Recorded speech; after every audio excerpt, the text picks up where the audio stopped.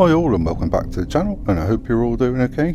Right, I've got quite a few things I want to try and get through. Some of it's short bits, some of it's quite more detailed, so I'm going to get on with it, and I'm going to start off with Alpine, because they have reportedly confirmed that Mick Schumacher is being considered for their 2025 driver lineup, according to Newsweek. The team are looking at potential changes due to current performance challenges and expiring driver contracts. Schumacher is currently competing in World Endurance Championships. So is he being brought in to replace Ocon, who may go to Mercedes, or Gasly, who may go... I have no idea. I don't know what's left out there, to be honest. Then I want to move on to Aston Martin, because team principal Mike Crack has admitted new upgrades made it difficult for Lance Stroll and Fernando Alonso in Imola. Aston Martin managed to secure just 2 points. Crack said, "Imola, when you start from where we started, it's difficult. We got 2 points. I think it was a good outcome. It shows the car is still capable of doing things, but we have also seen that it's difficult to drive. We had a couple of offs over the weekend." I don't know, as a team like Aston Martin have put so much time and money into developing that car, to score 2 points isn't fantastic really when you think where they were last year. And I've got a few more things about upgrades coming up.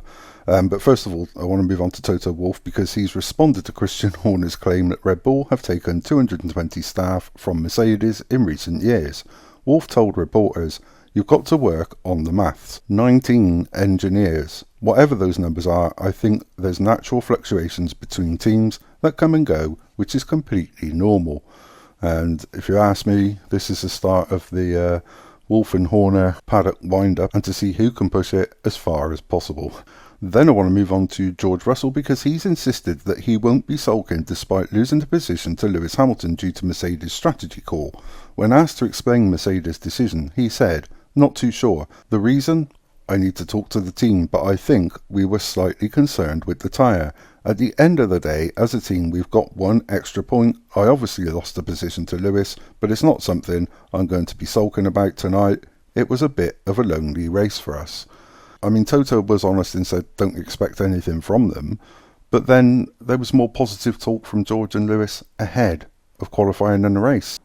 Then I want to move on to Max Verstappen, because he's insisted that he would rather dominate the field than have a fight for victories so intensely. Speaking on Sky Sports F1, he said, "I would rather qualify 8 tenths ahead, but that's not possible. It is very enjoyable when you have a turnaround like we had. I was really excited in qualifying and really happy when I heard that we were on pole. It was great that it was that close and that we really had to fight for it. But I still come back to the first point. I would rather qualify with a lot in front, but I mean, that's not how it goes, right? I guess sometimes you have weekends where everything really comes together and then the car becomes like unbelievable to drive. And it doesn't matter what you do, it just feels fantastic. And then you can do some really like special laps, which have happened in the past." And I kind of get what Max is saying there. Yeah, of course, it would be nice to be 8 tenths faster than everybody else. But Max, can I remind you that we watched Formula 1 for the competition? That's just my thought. Then I want to move on to Charles Leclerc, because he's blamed Ferrari's power strategy for costing him a better result at the Emilia-Romagna Grand Prix. Leclerc finished 3rd behind Max Verstappen and Lando Norris. Leclerc said, "Looking back at yesterday, reanalysing qualifying, I think we basically lost everything at the launch for some reason. We had a slightly different power strategy compared to McLaren and Red Bull, and we lost everything on the run down to turn 2. Max, on top of that, had the slipstream. This is something we'll have to look into, because especially on a track like this, track position is absolutely everything. When you only have a tenth in between Red Bull, McLaren and ourselves, we need to do everything perfect, and the 3rd place today cost us maybe a better result in the race." But again, it's another team with upgrades that didn't seem to work just yet. But maybe they're still fiddling around and tweaking them a little bit. Then I want to move on to Carlos Sainz, because he's explained that Ferrari were managing issues in Imola. Sainz said, "After qualifying, we saw something in the car which was not quite working as intended or expected. We also struggled and had a few issues with deployment. In general, things didn't go well, which at the home race I'm not happy with. But I'm sure we can turn it around for Monaco and find a couple of issues that were holding us back, and we will be back on the pace. From my side, no, because I think something was not there today, but with Charles it looked like everything went as expected and race pace was good. It's all about who starts in front, so we need to find ways to start further in front." And then I want to finish up with new circuit talks. Sorry, but I've got to cover this. As we know, Formula One have recently confirmed a new race around the streets of Madrid, and another new location could join the calendar soon. Thailand has moved closer to being awarded its first ever F1 race after the country's Prime Minister met with Stefano Domenicali at the Emilia-Romagna Grand Prix on Sunday. Domenicali has made clear his desire to bring F1 to new cities and locations across the world, and this has been clear with the additions of races in Saudi Arabia, Miami and Las Vegas in recent years. On top of these new events, Madrid will also host a race in 2026, with a street circuit in the Spanish capital replacing Barcelona on the calendar. Thailand's government are keen to host a race, and with a connection to Red Bull could come in handy. After attending the race in Imola, Thailand's Prime Minister wrote, "In line with the Thai government's intention to bring F1 racing to Thailand in the near future, I visited the Autodromo Enzo Edino Ferrari and had a discussion with executives of the Formula One group.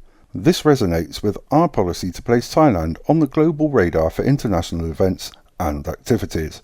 Thailand's plan for a race centres around a street track in the capital of Bangkok, with the government officials hoping to make it onto the race calendar in 2027 or 2028.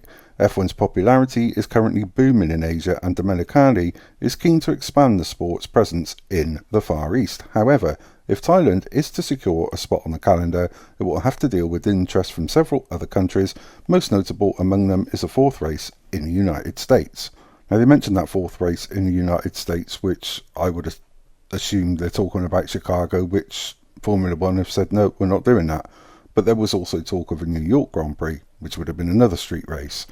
And for me, I think there's far too many street races. They don't offer the same challenges as traditional Formula One tracks, and it's going to be a shame to see something drop off that calendar, like one of the founding tracks of Formula One, in favour of yet another street race. I'm not overly keen on it, but again, that's just my thoughts. But please, by all means, let me know what you think about these street races compared to traditional Formula One tracks. I'd love to hear your thoughts on that. Sorry for the length of the video, I do apologise, but there was a lot to cover. I wanted to get this done because we've got Monaco coming up in just a few days' time. But anyway, that's all I've got for you this evening. Thank you so much indeed for continuing to be here. Thanks also for your comments, your likes and your shares. It really and truly does mean a lot to me, and thank you. Thank you. I appreciate it so much. And of course, if you do like what I do, please consider pressing the like button, also press the subscribe button, and also press the notification bell so you get those all important future warnings of my uploads. And as always, until the next time, take care.